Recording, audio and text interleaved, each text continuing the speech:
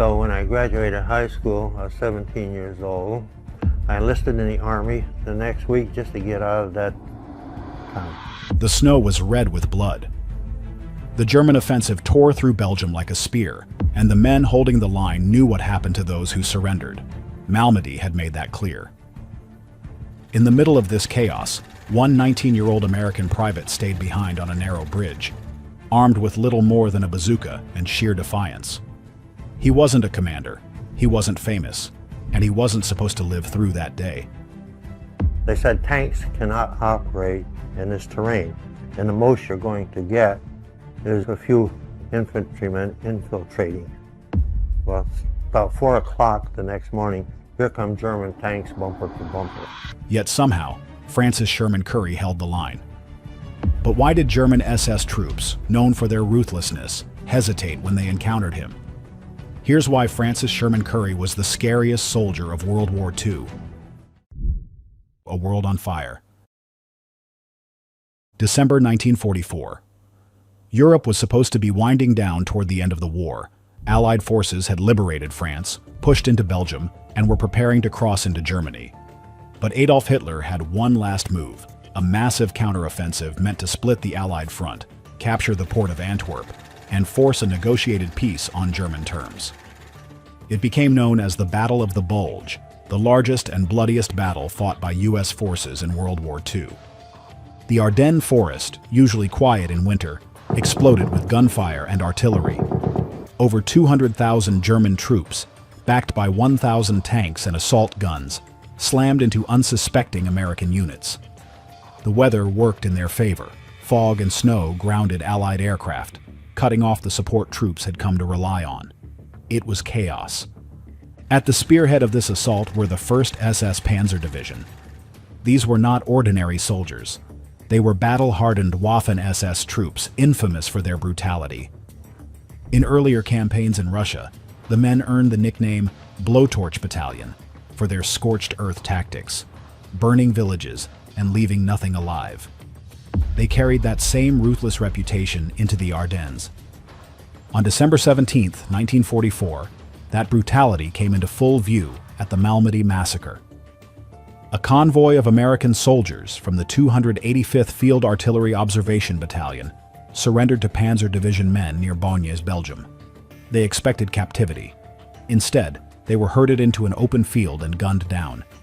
81 Americans were executed in cold blood. Survivors who played dead later crawled away and reported the atrocity. The massacre shocked the Allied command. For the troops on the ground, it was a chilling message. Surrendering wasn't an option. As the German advance pushed deeper into Belgium, American units were scattered, isolated, and low on supplies. Many were cut off entirely, facing tanks with little more than rifles and machine guns. Some abandoned their posts in desperation. Others dug in, knowing there would be no reinforcements coming in time. In this hellish landscape, where survival meant holding ground against overwhelming odds, one young soldier from New York prepared to make his stand. He wasn't a commander or a tank ace. He was a private, a replacement, a teenager who'd barely seen combat. And in the days following Malmedy, he would do something that made German soldiers stop in their tracks. Something that would turn Francis Sherman Currey into one of the most unforgettable names of the war. Who was Francis Sherman Currey? Before the war turned him into a legend, Francis Sherman Currey was nearly invisible. He wasn't from a military family or a privileged background. He was born on June 29, 1925, in the quiet town of Loch Sheldrake, New York. His life changed early. At just 12 years old, he was orphaned and placed in a children's home. There was no roadmap to greatness for him, no early sign of the warrior he would become. When he enlisted in the U.S. Army at 17, it wasn't out of glory-seeking. Like many young men of his generation, he wanted to serve. He trained hard, learning the basics of infantry combat, rifle marksmanship, anti-tank weaponry, and small unit tactics. These were standard skills. What wasn't standard was how quickly he absorbed them, retaining technical details that most recruits struggled to master. By September 1944, Currey was sent to Europe as a replacement in the 30th Infantry Division, nicknamed Old Hickory. This division had already built a reputation as one of the hardest fighting units in the European theater. They'd stormed through Normandy and held off counterattacks in the Netherlands. Currey wasn't joining Green troops. He was stepping into the ranks of veterans who had seen some of the war's worst. For a 19-year-old who'd never fired a shot in combat, this could have been intimidating. But Currey's fellow soldiers quickly noted his composure. He didn't panic. He followed orders. He learned. Still, there was nothing about him that screamed hero. He wasn't tall or physically imposing. He wasn't an officer. He didn't make speeches or draw attention to himself. To anyone looking at him in December 1944, he was just another replacement, another name on the roster. But that's what makes his story even more startling. In just a few months, this quiet young man would be thrust into one of the most chaotic moments of the war. He wouldn't just hold his ground, he would change the course of a battle. And he would do it with a level of calm and aggression that no one saw coming. The boy who had grown up with nothing was about to take on the most feared soldiers in Europe. And in Malmedy, they would learn his name. The Malmedy Assignment. By December 20th, 1944, the German offensive had carved deep into Allied lines. The Ardennes, once thought to be a quiet sector, was now a killing field. Town after town was falling to the relentless push of German armor and Waffen-SS infantry. Amid this chaos, Malmedy, a small Belgian town near key road junctions, became a crucial defensive point. Whoever controlled it would control the flow of reinforcements and supplies. If the Germans captured it, they'd have a direct path to further disrupt the American defense. The 30th Infantry Division was tasked with holding this ground, and one of its key positions was a bridge on the outskirts of Malmedy. It wasn't just any bridge, it was a vital crossing that, if taken, would give German armor a straight path to roll deeper into Allied territory. That's where Private Francis Sherman Currey was posted on the morning of December 21st, 1944. It was bitterly cold. Snow and ice coated the roads, slowing vehicle movement, but giving tanks and infantry natural cover in the fog. Visibility was low. Communication lines were stretched thin. The men stationed there knew that if a German force pushed across that bridge, they wouldn't have much warning, and they wouldn't have many options for retreat. To make matters worse, the Malmedy massacre had happened only days earlier. Word had spread fast. Captured Americans weren't being spared. The men on that line understood one thing clearly. If the Germans came, they would be fighting to the last round.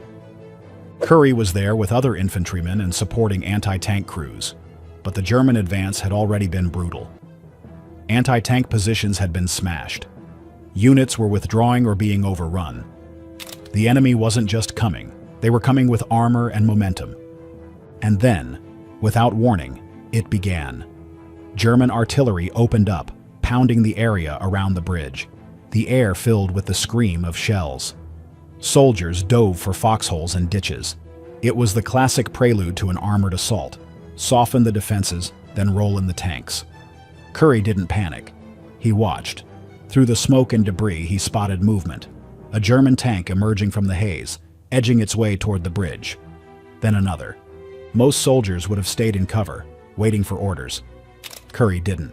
He grabbed his Browning automatic rifle and aimed at the tank commander visible in the turret. One clean burst. The German slumped out of sight. The tank rolled forward anyway. Currey knew this was only the beginning. The bridge wouldn't hold by itself, and if no one acted, Malmedy would fall. The day everything broke. December 21st, 1944. The bridge at Malmedy was about to be swallowed whole. The artillery didn't stop. It intensified. German shells ripped into American positions, throwing dirt, snow, and bodies into the air. It wasn't random fire. It was deliberate, a textbook prelude to armor rolling in for the kill. Through the haze, more tanks emerged. The first one Currey had engaged was just the spearhead. Behind it, at least 3 more tanks and supporting infantry were advancing. These weren't scattered units. This was a coordinated SS push. Currey knew what that meant. If they took the bridge, the entire defensive sector would collapse. And in that moment, something clicked. He wasn't going to wait for reinforcements. There likely were none anyway. He wasn't going to hunker down and hope for survival. He was going to fight. Currey sprinted from his position through open ground under machine gun fire, heading for a barn where a bazooka was stored. He wasn't alone. Another soldier helped him load it, but Currey was the one who stepped up to fire. He aimed at the tank and squeezed the trigger. The bazooka round slammed into the tank, hitting near the turret and disabling it. Smoke hissed from the impact as the vehicle rolled back, retreating out of the line of fire. One down. But that wasn't the end. 3 more tanks were coming. For most soldiers, that would have been the moment to retreat. But Currey wasn't like most soldiers. He spotted an abandoned American anti-tank position nearby. It was risky. German fire was raking the area, but Currey ran toward it, searching for anything he could use. He found it. Anti-tank grenades. Crawling and sprinting through bursts of enemy fire, he got close enough to lob the grenades at the advancing tanks. With the first grenade, he disabled one tank. With the second, he forced another tank to pull back, and by the third grenade tank was abandoned entirely by its crew. In a matter of minutes, one lone private had halted an armored advance meant to crush an entire defensive position. And still, Currey wasn't done. While he was fighting the tanks, he spotted 5 wounded American soldiers stranded near a disabled half-track. They were pinned by machine gun fire, unable to move. Without hesitation, Currey crawled across the road under enemy fire, dragging each man to safety. Once they were clear, Currey returned, not to retreat, but to fight. He climbed onto the wrecked half-track, commandeered its mounted .50 caliber machine gun, and laid down a relentless stream of fire, forcing German infantry to scatter. By the time the smoke cleared, the Germans had been pushed back. The bridge was still in American hands, and Francis Sherman Currey was still standing. But the battle for Malmedy wasn't over. The Germans would come back.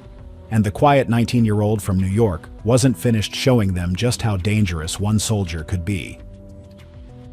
The impossible stand.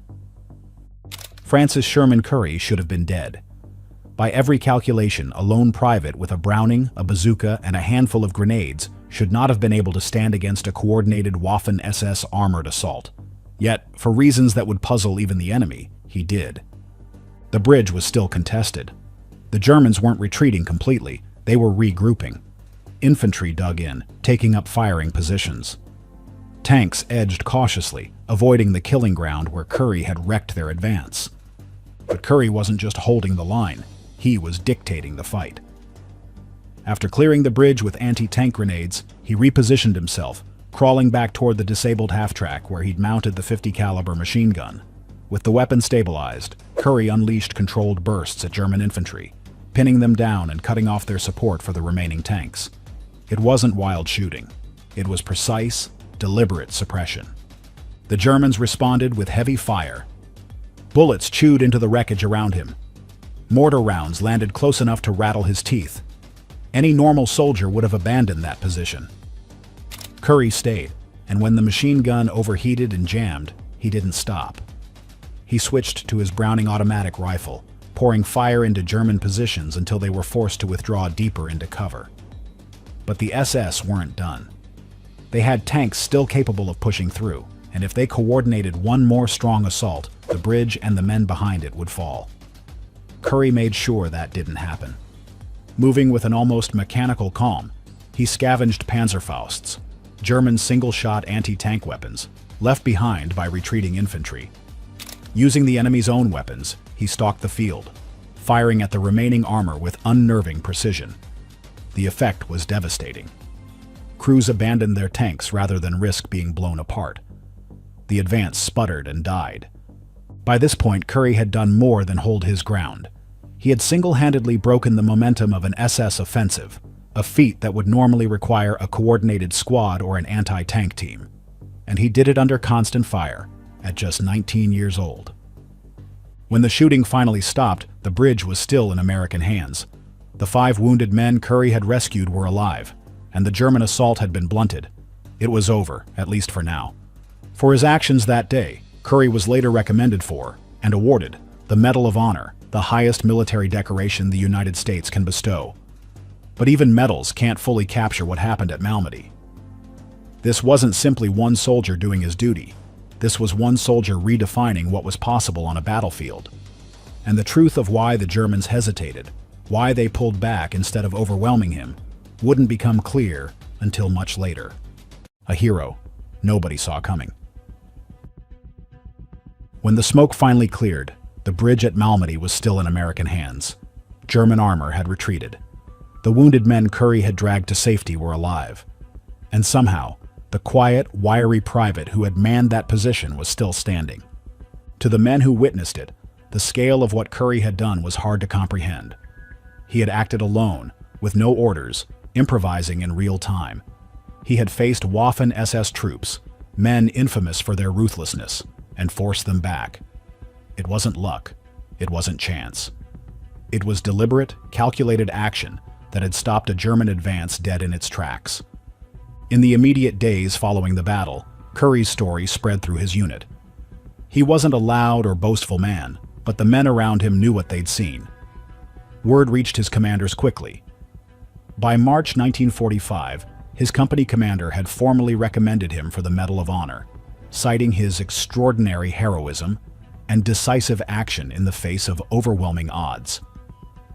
On July 27, 1945, near Reims, France, Curry was presented the Medal of Honor by Major General Leland Hobbs, commander of the 30th Infantry Division.